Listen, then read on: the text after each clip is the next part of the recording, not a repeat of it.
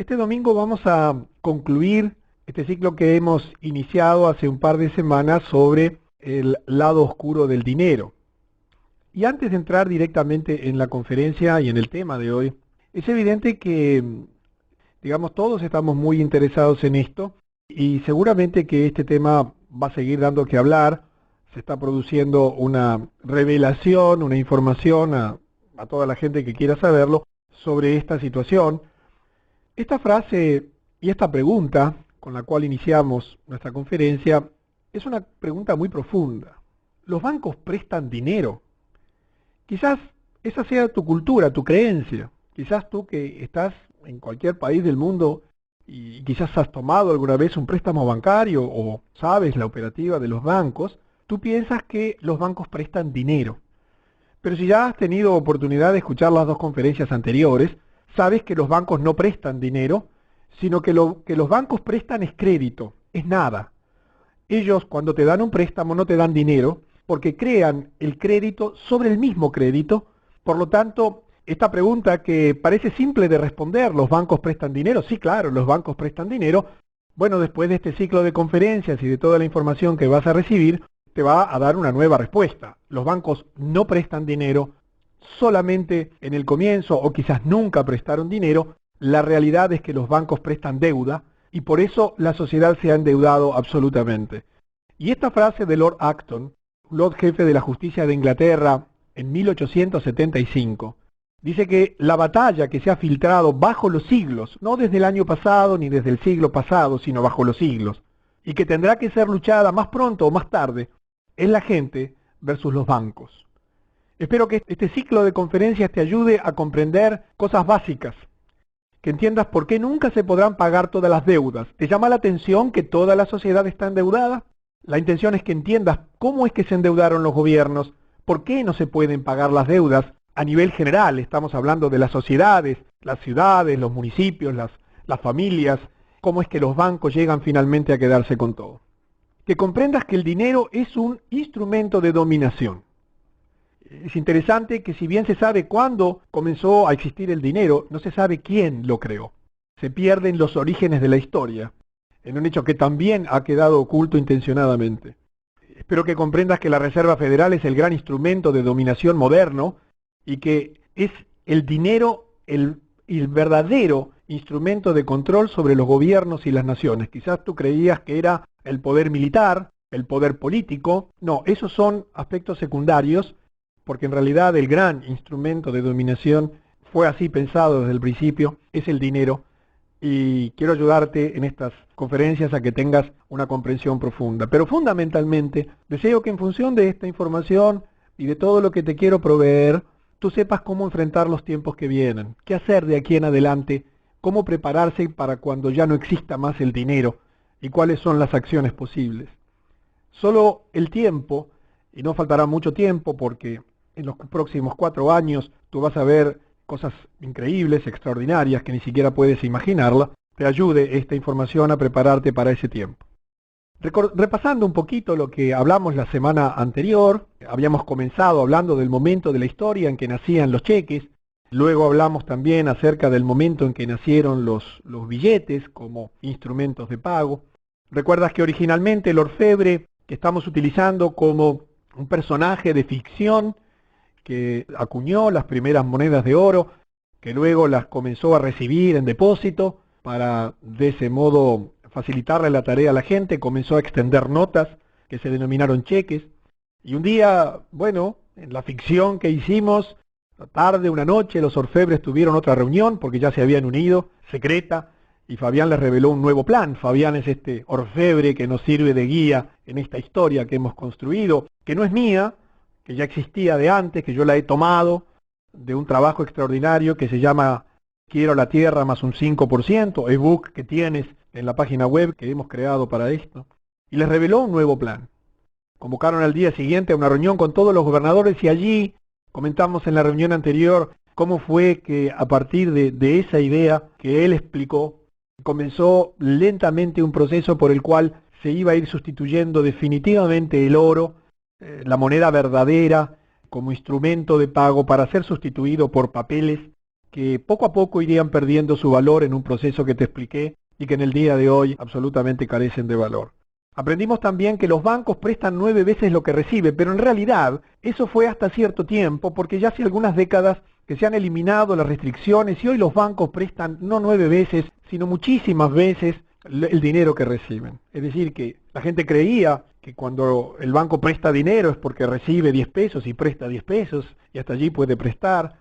No, eso se fue haciendo cada vez más elástico hasta que llegó un momento en que los bancos comenzaron a prestar 9 veces, o sea que por cada 10 que recibían podían prestar 90 más, debido a cómo fue jugando este papel, este trabajo de recibir dinero de terceros y saber que solamente se les reclamaba nada más que un 10%, una de cada 10 personas iba al banco a reclamar, y eso nos llevó a entender que los bancos no ganan la diferencia entre el porcentaje de interés que cobran y el porcentaje de interés que pagan, sino que los bancos tienen lo que se denomina, y hablábamos la vez anterior, el spread, es decir, esa diferencia de comercialización, de ganancia entre lo que cobran por el dinero que prestan y lo que pagan por el dinero que reciben. Unas cifras que en este momento son de varias decenas de miles de veces porcentuales. Las cifras son realmente asombrosas porque en realidad el banco hoy está prestando nada más que deuda y entonces ya no tienen límites. Y hay una precisión importante que hacemos. Cuando hablamos de bancos, no estamos hablando tanto del pequeño banco de tu ciudad o de tu país, sino que estamos hablando de los bancos centrales, particularmente de la Reserva Federal, del Banco Central Europeo, de las principales instituciones financieras del mundo que son las que manejan y las que emiten el verdadero dinero.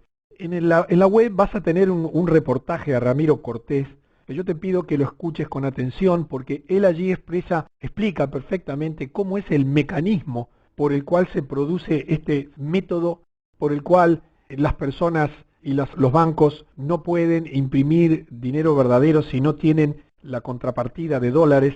En fin, es una historia compleja técnicamente que en ese audio está muy bien explicado. Así que esa precisión es importante. Estamos hablando de los bancos principales, que son los que verdaderamente emiten la moneda con la que funciona el mundo, que es el dólar. En determinado momento el sistema había crecido, ya algunas personas habían comenzado a darse cuenta de que esto estaba mal planteado, y entonces comenzó todo un proceso de ocultar el fraude, nació la economía financiera y el concepto de credibilidad. Obviamente, este mundo está en crisis financieramente porque se ha perdido la credibilidad. La gente ya comprende que la moneda no tiene valor. Mucha gente ya se dio cuenta que los Estados Unidos tienen una deuda absolutamente colosal, impagable, que cuando tú tienes un dólar lo único que tienes es un papel pintado, que se sustenta en un sistema que ya colapsó, pero que se mantiene porque hay interés en mantenerlo, pero que tarde o temprano va a ser soltado cuando el sistema continúe. Explicábamos también por qué hay una constante alza de precios, cómo en el esfuerzo de pagar los intereses que nunca se habían creado como moneda, como valor real, comenzó un proceso perverso por el cual es imposible evitar el alza de precios. El alza de precios es continua en tu sociedad y en el mundo entero, simplemente porque hay un esfuerzo constante de la sociedad por pagar lo imposible, por pagar el interés. Y eso no se puede pagar porque nunca se imprimió, nunca se acuñó. Es un valor que no existe y por eso las sociedades están absolutamente encadenadas, prisioneras, en un esfuerzo imposible. Y claro, en el esfuerzo por pagar lo imposible, las empresas, los empresarios tuvieron que comenzar a crecer los precios, los empleados se quejaron y naturalmente comenzó una pugna de intereses y explicábamos la vez anterior por qué en determinado momento apareció la huelga cuando nunca la sociedad humana había concebido esa posibilidad que la gente dejase de trabajar. Porque el trabajo tenía que ver con esto que te estoy mostrando ahora, la verdadera riqueza. Porque llegó un punto en el desorden creado en que se comenzó a olvidar la verdadera riqueza. El dinero no fue creado como un objetivo en sí mismo. No tiene sentido que tú te dediques a juntar dinero, a ganar dinero, a trabajar por dinero. La sociedad fue creada y el ser humano fue creado para trabajar, para plantar lechugas, para generar naranjas, para producir vacas, para producir abrigos, instrumentos de labranza, etcétera, pero no para trabajar por dinero. Y entonces en ese olvido de la riqueza intencionado, bueno, hoy es un viva el dinero y vivan los bancos, y se ha creado una cultura donde toda la gente está trabajando por dinero, y hemos olvidado el verdadero sentido del trabajo. Y eso ha traído consecuencias funestas sobre las personas, donde la mayor parte de las personas, en lugar de vivir para trabajar, deberían trabajar para vivir. Se ha cambiado la naturaleza de las cosas. Originalmente el trabajo era una parte de la vida. Las personas trabajaban para generar la verdadera riqueza, el alimento, el abrigo, pero hoy las personas viven para trabajar. Y en lugar de tener un trabajo para insertarlo en la vida, tenemos una vida insertada en el trabajo. Y cuando nuestro hijo tiene 18 años o comienza a trabajar allí promedialmente, en lugar de decirle, hijo, ¿qué vida quieres construir? Para luego elegir el trabajo, hacemos absolutamente al revés. Y entonces allí la persona sale a buscar un trabajo en lugar de a buscar una vida. Y eso es parte de esta trampa diabólica que se ha creado a lo largo de los siglos. Y claro, la sociedad se complicó y veíamos en la semana anterior cómo aparecieron los fondos de beneficencia, necesidad de comenzar a ayudar a la gente que comenzaba a tener dinero en esa carrera frenética por intentar pagar lo imposible, tal como lo explicamos en la historia anterior, que tú puedes después ver en las grabaciones de las conferencias y en el ebook que podrás descargar. Y esos fondos de beneficencia, donde se comenzaron a agregar seguros de desempleo y demás, hicieron que el gobierno comenzase a tener que tomar tareas que hasta ese momento lo desempeñaban las personas.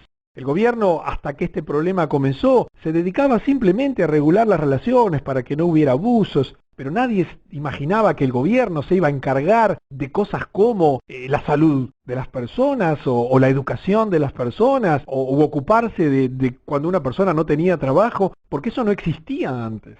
El interés que había oculto detrás de todo esto hizo comenzar a crecer el costo y el tamaño de los gobiernos, y allí aparecieron los empleados públicos, y llegó un punto en que los gobiernos tuvieron hasta que comenzar a crear impuestos y a endeudarse para poder financiar sus actividades, y hoy tenemos estados y gobiernos absolutamente desproporcionados a las necesidades de las personas, que invaden nuestras vidas, donde hemos desordenado la sociedad, o nos han, mejor dicho, desordenado la sociedad, sintiendo que nosotros somos prisioneros de un sistema que no entendemos ni siquiera cómo funciona.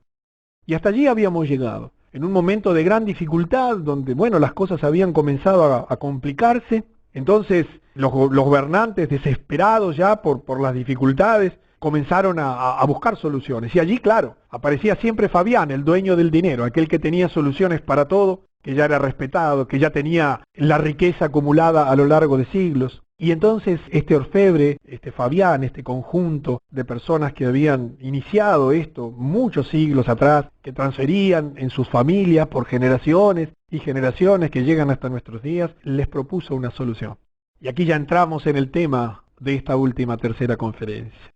Bien, dijo él, la única manera de balancear las cosas es tomar el exceso de riqueza de los ricos y darla a los pobres.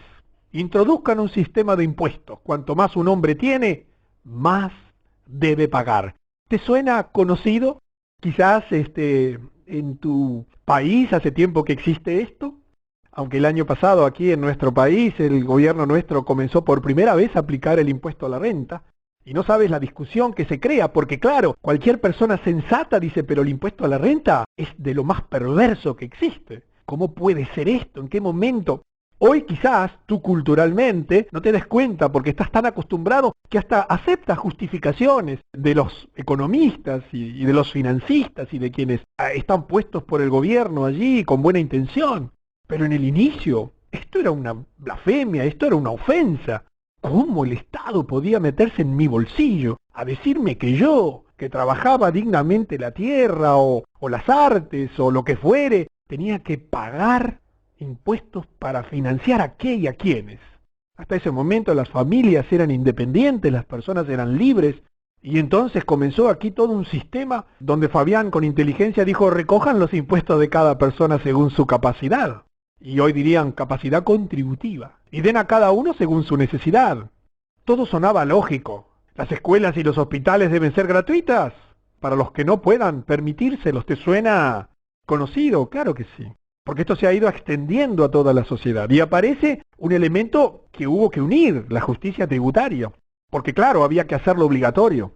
Esos gobernantes en ese momento salieron de la reunión y sin hacer mucho análisis sobre la filosofía de Fabián, porque ya estaban en un proceso de deuda, de dificultad para pagar, que veían que crecía y crecía sus gobiernos y las necesidades y los problemas de la gente, introdujeron el impuesto graduado sobre la renta. Cuanto más usted gana, más alta es su imposición fiscal. A nadie le gustó esto, pero pagaban los impuestos o iban a la cárcel.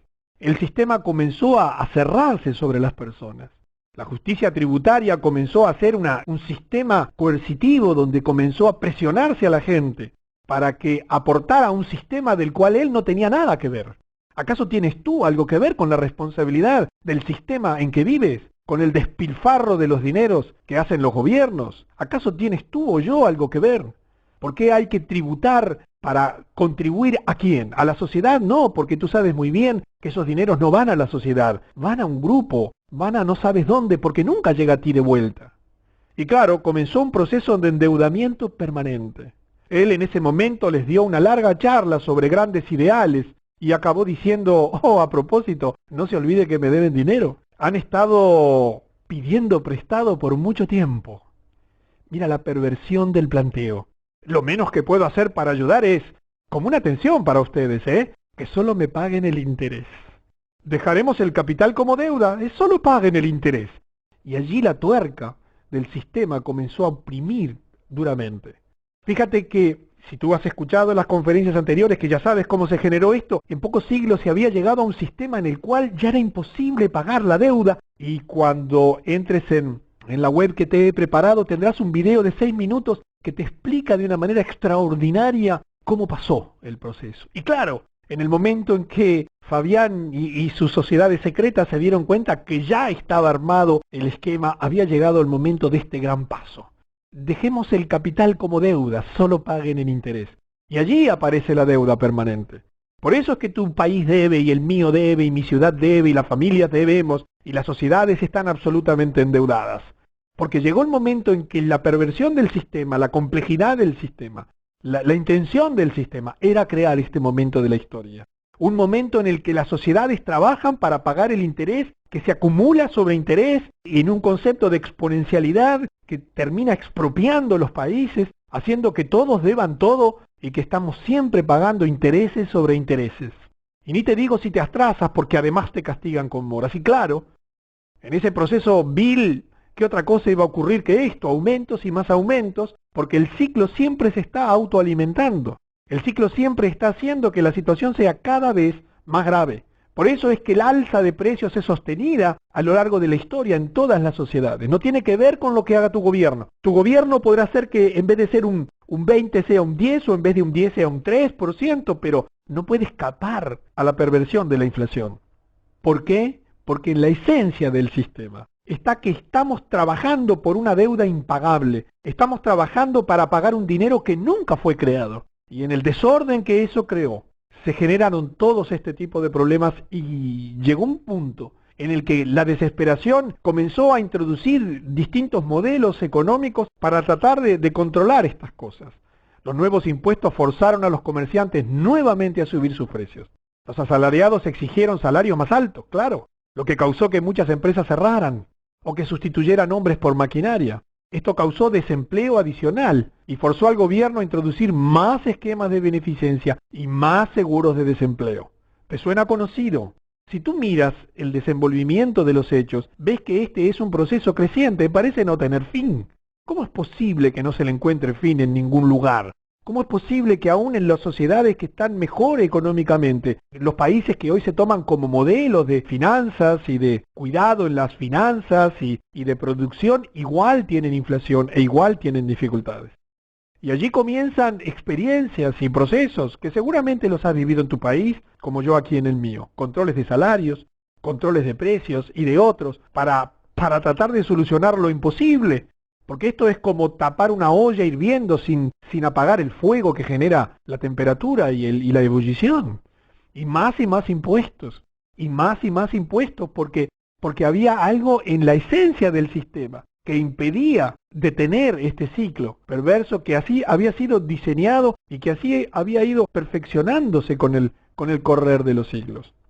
Este sistema fue creando una situación de dificultad creciente porque imagínate un sistema que se va autoalimentando donde cada vez las cosas son más difíciles. Se fijaron tarifas, se implementaron otros mecanismos de protección para resguardar algunas industrias y que se mantuvieran dando empleo. Debe pasar en tu país. Algunas personas se preguntaban si el propósito de la producción era producir mercancías o simplemente producir empleo. Hemos perdido la noción de lo que hacemos en el planeta. Estamos aquí para extender un jardín. Estamos aquí para amarnos. Estamos aquí para producir.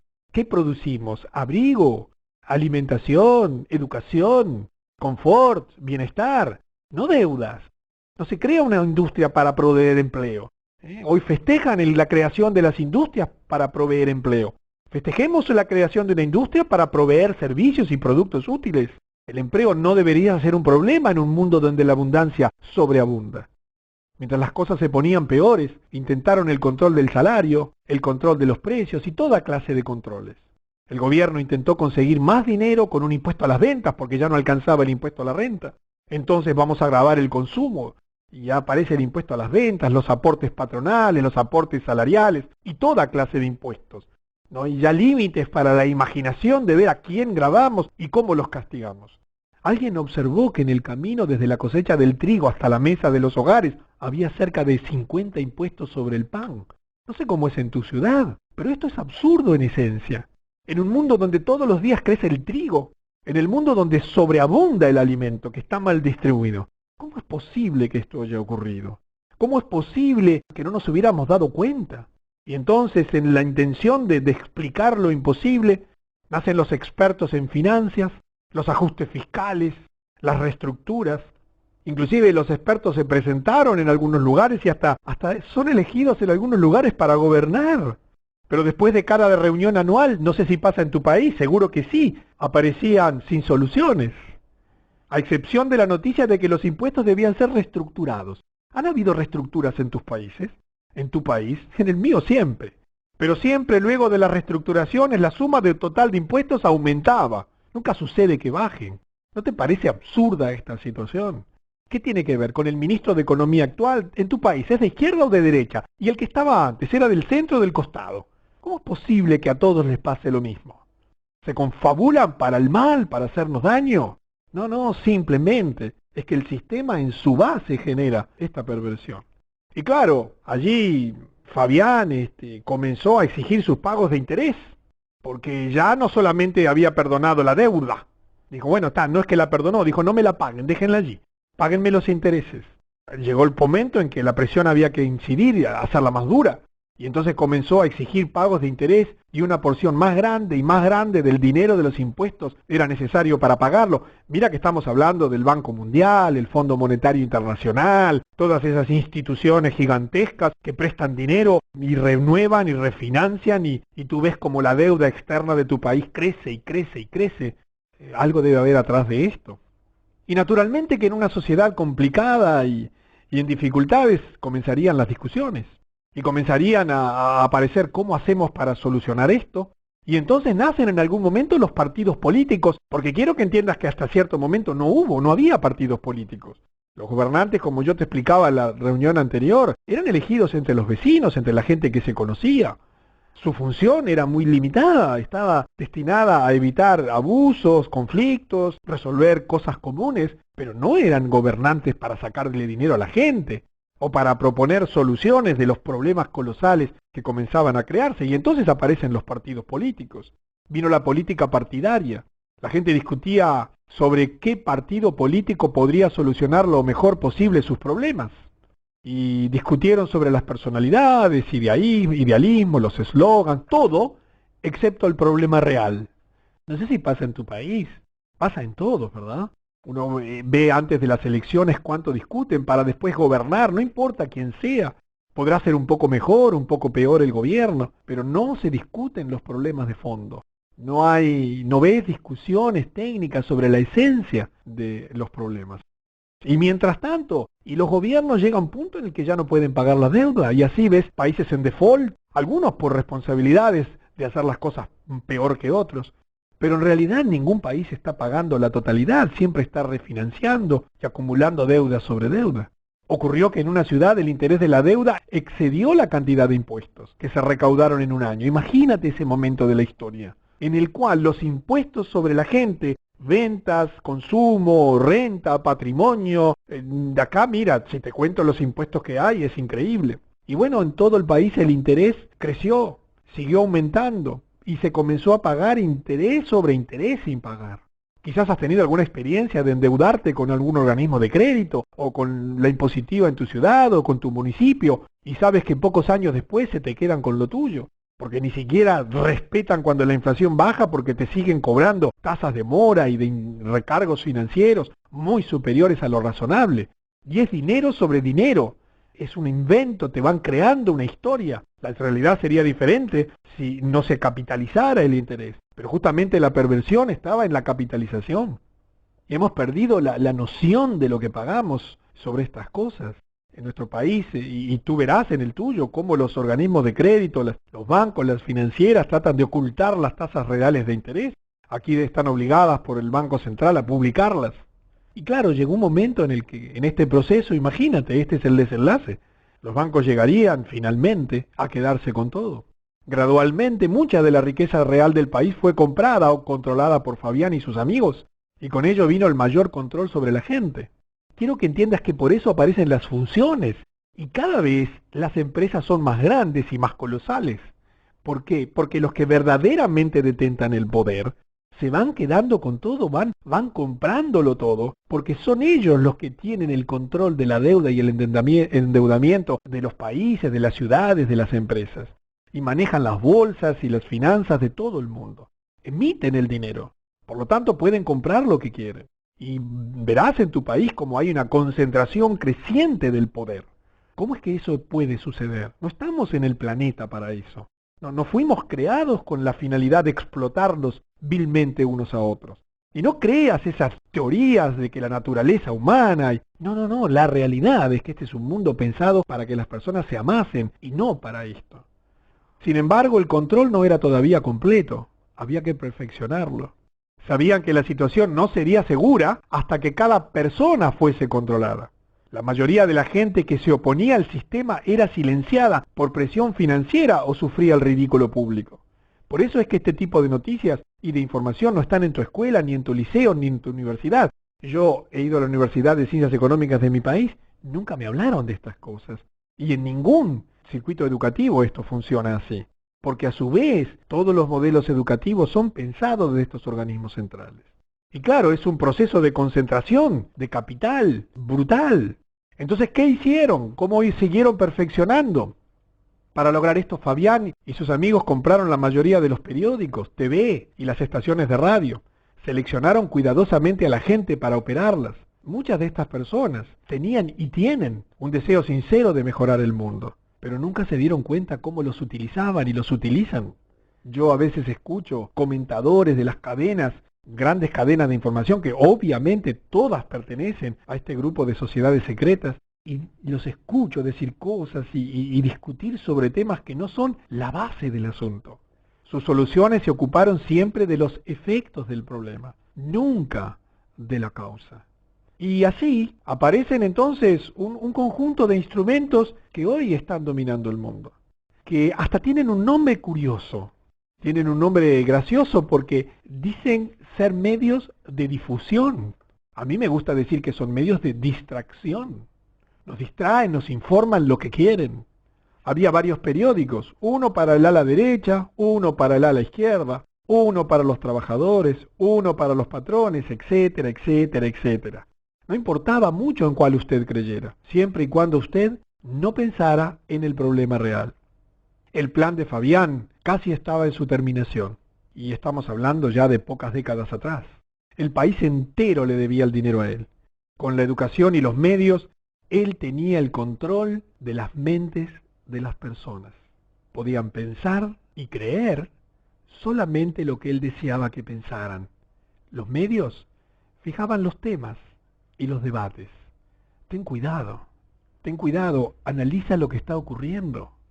Absolutamente toda la información oficial está manipulada. Imagínate tú, por un instante, el poder que esto representa. Disponer del poder absoluto sobre el dinero.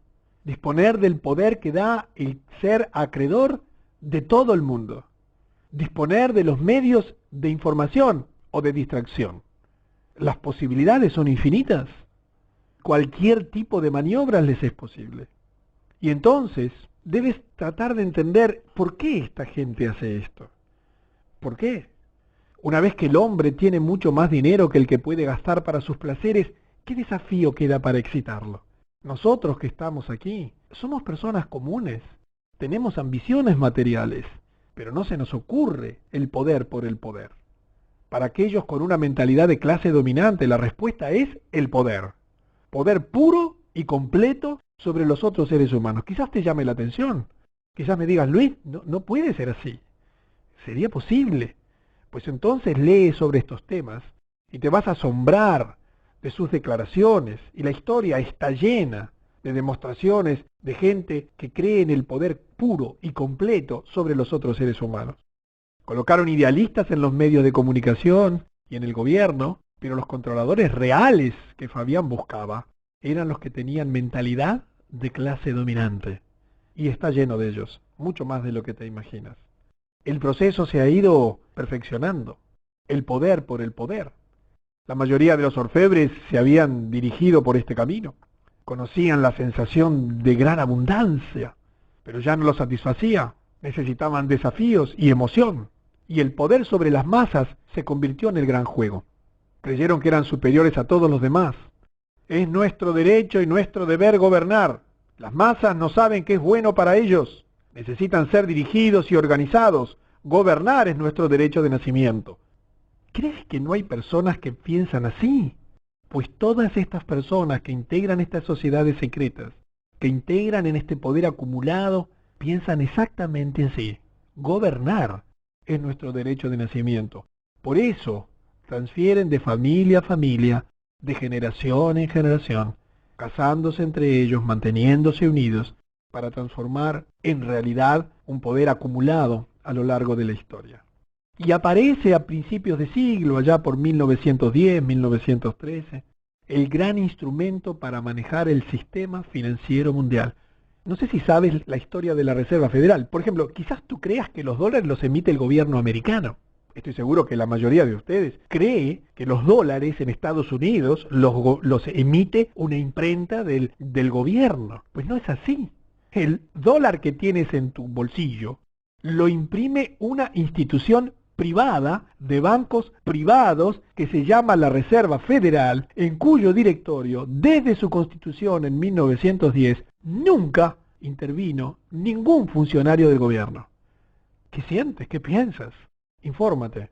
En el reportaje que tienes de Ramiro Cortés, tienes una descripción precisa de esto y luego lo continúa Paul Koch en la segunda parte del reportaje. Imagínate un momento de la historia en que a espalda del gobierno, en que a espalda de los senadores, diputados, se constituye esto y se transforma en el verdadero poder dominador de este edificio, en ese lugar, allí en la Reserva Federal, dependen los bancos centrales de todo el mundo. Y allí aparece entonces, y vamos a analizarlo un poquito en detalle, cómo funciona, o cómo es básicamente este instrumento para manejar el sistema financiero mundial. A través del país, Fabián y sus amigos poseían muchas oficinas de préstamos. Es cierto que eran de propiedad privada y de diferentes dueños. En teoría estaban en competencia unos con otros. Tú ves luchar al Citibank con el Chase Manhattan y con el Deutsche Bank y con el Banca Morgan y con el Rothschild, y tú crees que son bancos en competencia. En teoría estaban en competencias unos con otros, pero en realidad todos ellos trabajan juntos. Después de persuadir a algunos de los gobernadores, instalaron una institución que llamaron la Reserva Central del Dinero. Ni siquiera usaron su propio dinero para hacer esto.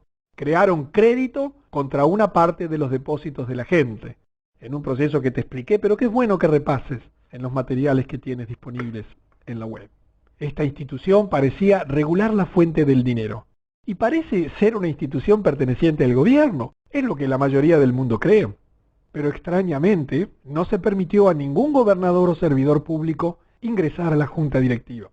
El gobierno dejó de pedir prestado directamente de Fabián, pero comenzó a utilizar un sistema de bonos del Estado, contra la Reserva General del Dinero. La garantía ofrecida era el rédito estimado de los impuestos del año próximo. Imagínate la situación actual. Vamos a hacer una digresión por un instante. En este momento, la gente se refugia en el dólar, se refugia en los bonos del Tesoro de los Estados Unidos, el país con más deuda en el mundo, absolutamente impagable. ¿Entiendes la locura del mundo actual? ¿Cómo es posible que la gente encuentre refugio en un papel que no vale absolutamente nada y en un gobierno quebrado? Simplemente porque han hecho toda una instrumentación de poder económico, político, financiero, de información, y la gente no tiene a dónde ya ir. ¿Entiendes que no hay escape? La trampa está tan perfecta que ni siquiera puedes escapar. Debes refugiarte en una moneda sin valor. Esto estaba en línea con el plan de Fabián.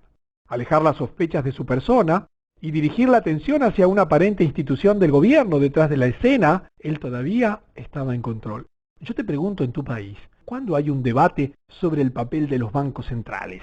Tú escuchas discusión de sueldos, salarios, peleas entre cámaras de industria, cámaras de comercio, sindicatos, pero ¿cuándo ves a los verdaderos causantes del problema? Están allí en las sombras, financiándolos a todos. Gobiernos, sindicatos, patronales, enseñanza, educación, artes, en todo ellos influencian con su dinero. Así es que se ejerce el verdadero control sobre los gobiernos y sobre las naciones. Indirectamente, Fabián tenía tal control sobre el gobierno que ellos estaban obligados a seguir sus instrucciones. ¿Cuántas veces has visto pelear a los pueblos contra el Fondo Monetario Internacional, el Banco Mundial y todas esas grandes instituciones crediticias? ¿Cuántas veces has recibido en tu país comitivas de directivos de esos organismos a venir a poner imposiciones o a establecer controles de tu país? Él solía jactarse: déjenme controlar el dinero de una nación y no me importa quién haga las leyes. No importaba mucho qué partido fuera elegido para gobernar. Fabián tenía el control del dinero, la sangre vital de la nación. El gobierno obtuvo el dinero, pero el interés fue cargado siempre en cada préstamo. Más y más se gastaba en esquemas de beneficencia y en seguros de desempleo, y no pasó mucho tiempo antes de que el gobierno encontrara difícil inclusive pagar el interés. Ya ni hablemos del capital, como lo habíamos visto en algún momento anterior. Y se va perfeccionando así este control. Pero todavía había gente que se preguntaba: ¿el dinero es un sistema hecho por el hombre? Seguramente puede ser ajustado para ponerlo al servicio de la gente, y no que la gente esté al servicio del dinero, porque originalmente el dinero fue creado como un instrumento de medida, para relacionar de una manera práctica y de sentido común y eficiente los valores relativos de las cosas para poder ser intercambiados entre quienes los producían. Pero cada vez hay menos personas que se hacen esta pregunta, y sus voces se perdieron en la loca búsqueda del dinero inexistente para pagar el interés. Ya hoy nadie habla de estas cosas. En tu ciudad, los gobernantes no discuten estas cosas, simplemente le buscan soluciones. Le buscan soluciones para ver cómo hacemos para pagar lo que debemos. Y por supuesto que hay una cultura de pagar obligaciones, porque eso está en la naturaleza de las personas, es lo correcto. Pero la perversión de este sistema hace que, aprovechando esa cultura, que es parte de nuestra esencia, nos veamos obligados a un imposible. Y estamos llegando a la fase final del siniestro plan: dominarlo todo, eliminando el dinero. Esa será la última fase de este plan. Ya han comenzado. Los gobiernos cambiaron, los partidos políticos cambiaron, pero las políticas de base continuaban. Sin importar qué gobierno estaba en el poder, la meta final de Fabián se acercaba más y más cada año. Las políticas de la gente no significaban nada.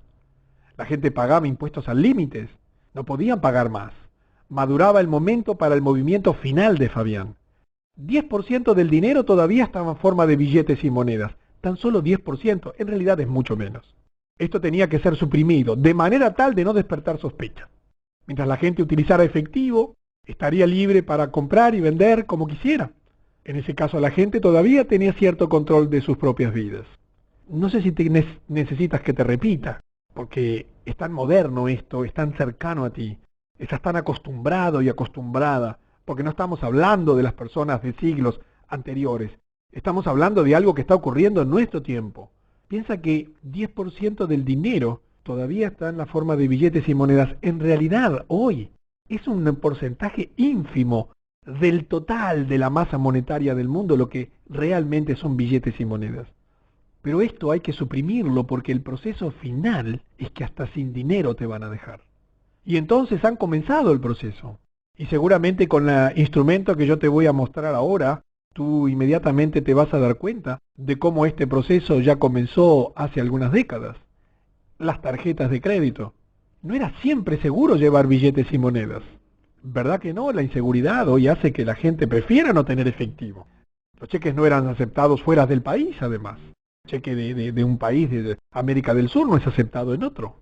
Y por lo tanto Fabián encontró una nueva oportunidad, un sistema aún más conveniente. Fabián tenía de nuevo la respuesta. Su organización le dio a cada uno una tarjeta plástica. ¿Sabes quién está detrás de Mastercard? ¿De Visa? ¿No te llama la atención el poder acumulado en el mundo entero? Su organización le dio a cada uno una tarjeta plástica que mostraba el nombre de la persona, la fotografía en algún tiempo y un número de identificación. En cualquier lugar donde esta tarjeta fuera presentada, el comerciante telefoneaba a la computadora central para controlar el crédito. Si tenía crédito, la persona podía comprar lo que desee, claro, hasta cierta cantidad. Operaciones contables sobre operaciones contables. Dinero que no existe y que permite comprar y comprar y comprar y vender sin límites globales. Y así tenemos una sociedad como la de Estados Unidos, endeudada en cifras absolutamente impagables por las familias, por las empresas, donde las tarjetas de crédito son una verdadera trampa. Al principio a la gente se le permitió gastar una cantidad pequeña en crédito. Y si esto se pagaba dentro del mismo mes, no se cobraba ningún interés. Fíjate que antes las deudas eran anuales. Ahora se acumulan mes a mes el interés también. Esto estaba muy bien para el asalariado. Pero ¿qué pasaría con los empresarios? Ellos tenían que instalar maquinaria, fabricar las mercancías, pagar los salarios, etc., vender todas sus mercaderías y recién pagar el crédito. Si se excedían un mes, lo cargaban con un 1%, 1.5% por cada mes que la deuda era debida. Eso es un 18% anual. Los empresarios no tenían ninguna opción más que agregar el 18% sobre el precio de venta. Pero todo este dinero o crédito adicional, el 18%, no había sido prestado a nadie, no estaba en circulación. En todo el país los empresarios tenían la imposible tarea de pagar 118 por cada 100 que pidieron prestados. Pero los 18 adicionales nunca habían sido creados en el sistema. ¿Entiendes? El interés es algo inexistente. No existe. Es imposible pagarlo. Se acumula sobre sí mismo, siendo esa la frutilla de la torta. Interés sobre interés. Es un proceso de dominio total. Y en ese proceso de dominio total, eliminar el dinero es fundamental. Y en ese momento tendrás el microchip, que acá en la historia aparece con otro nombre. Fabián quería que las tarjetas plásticas reemplazaran a los billetes y las monedas. Su plan era que cuando todos los billetes fueran retirados, solo los negocios que usaran el sistema de tarjeta contra la computadora central podrían funcionar. Ese es su gran proyecto. Él planeó que eventualmente alguna gente perdería sus tarjetas y estaría entonces imposibilitada de comprar o vender nada hasta que se hiciera una prueba de identidad. Imagínate, ¿te pasa eso? Has perdido una tarjeta de crédito y tú sabes que allí comienza un proceso complejo. Él quería imponer una ley que le daría el control total. Una ley obligando a todos a tener su número de identificación tatuado en la mano. En realidad es con un microchip. El número sería visible solo bajo una luz especial, conectada a una computadora. Cada computadora debería estar conectada a la computadora central gigante y así Fabián podría saberlo todo sobre todos. Estamos de esto mucho más cerca de lo que tú te puedes imaginar. El control total en el momento que no esté el dinero. La historia que has leído, que te he contado, es por supuesto una historia de ficción. Los personajes o el personaje central es de ficción. Pero si la encuentras preocupantemente cercana a la realidad y quieres saber quién es Fabián en la vida real, un buen punto de partida es un estudio de las actividades de los orfebres ingleses en los siglos XVI y XVII. Yo no sé qué conocimiento tenías de estas cosas. La verdad es que estas cosas hoy están saliendo a luz. Es nuestra responsabilidad difundirlas, para que más y más personas puedan, enteradas, tomar decisiones adecuadas. Y me preguntarás, Luis, ¿qué puedo hacer? ¿Cuál será mi posibilidad en medio de esta situación? Debes darte cuenta que uno trata de reducir tu endeudamiento al mínimo posible, y especialmente aquellas cuentas que tengan interés. Una cosa es en las sociedades, las grandes empresas, los bancos, donde el endeudamiento es impagable, pero a nivel individual es posible defenderse. Trata de no tener deudas. Trata de no comprar a crédito. Trata de reducir tu dependencia al máximo de las tarjetas de crédito. Si tienes dinero y tienes dudas de dónde ponerlo, ubícalo en alguno de los bancos de estas sociedades secretas. Ellas nunca van a caer. Esos bancos nunca van a caer. Hay unas listas de eso que puedes perfectamente encontrar por internet. Pero fundamentalmente comprende que tenemos que tener una nueva estrategia para sobrevivir. Busca una protección espiritual con este tema. Es mucho más complejo de lo que tú te imaginas. Acércate a tu iglesia, acércate a lugares donde haya un poder espiritual fuerte que te pueda proteger en tiempos donde se está generando una batalla final por el poder global. Yo no sé si tú ves, no sé si tienes hijos menores, yo tengo un niño de 9 años. Hace años que comparto con él dibujos animados, CNN, Cartoon Networks. Si tú miras la programación de los dibujos animados, más del 70% de los minutos son seres del más allá que vienen en un esfuerzo por dominación final contra seres del más acá. Recuerda que los medios de distracción están en manos de ellos. Por ahora, en la mayor parte de ellos, triunfan las fuerzas del más acá. Pero en muchos de esos juegos, triunfan las fuerzas del mal. Hay una manera de meterse, de infiltrarse en la sociedad. Hay una muestra de que todos los medios de distracción te dicen se está librando una batalla por el gobierno mundial, por el dominio mundial. Ten en cuenta estas cosas, no para preocuparte, sino para sentirte libre, tomando las decisiones individuales que te puedan salir de este esquema perverso o reducirlo en su mínima expresión. Otro cantar será cuando te enfrentes al microchip. Allí nos veremos dentro de algunos pocos años. Pero por ahora, estamos a tiempo de tomar decisiones sabias e inteligentes que nos permitan acercarnos a la verdadera vida, que es disfrutar del trabajo. Y aquí alguna reflexión adicional. ¿Qué es el trabajo para ti? Para mí el trabajo es una manera de ser, de existir. Cuando yo lavo los platos en mi hogar, no estoy lavando los platos, estoy sirviendo a mi familia. Cuando yo trabajo y limpio y ayudo en la limpieza de mi hogar, no estoy limpiando, estoy ayudando a construir una vida de familia feliz. El trabajo es parte de tu actividad en este jardín creado. Es digno y es extraordinario. Y te recuerdo una fábula muy sencilla para concluir, que tiene que ver con la dignidad y el propio sentido de la vida y de la existencia. Deja de trabajar por dinero, por favor. Trabaja por tus sueños. No olvides tus sueños a cambio de trabajar por dinero. Y así dice la historia. Habían albañiles construyendo una gran catedral. Se acercó alguien a preguntarle a uno de ellos que estaba picando piedras con dureza y le preguntó: ¿qué haces bajo el sol? Y él le dijo: ¿no lo ves? Picando piedras, sufriendo aquí en la intemperie. Y había otro haciendo la misma tarea. Y él dijo: mira, yo soy artesano y estoy allí dándole forma a las piedras duramente también bajo el sol, disfrutando a medias de su oficio. Y se acercó a otro que allí estaba trabajando y le preguntó: ¿y tú qué haces? Yo. Levantó sus brazos y dijo: estoy construyendo la casa de Dios. Que el trabajo sea para ti algo que le dé sentido y significado a la vida. Por sobre todas las cosas te pido, deja de trabajar por dinero y comienza a trabajar por tus sueños.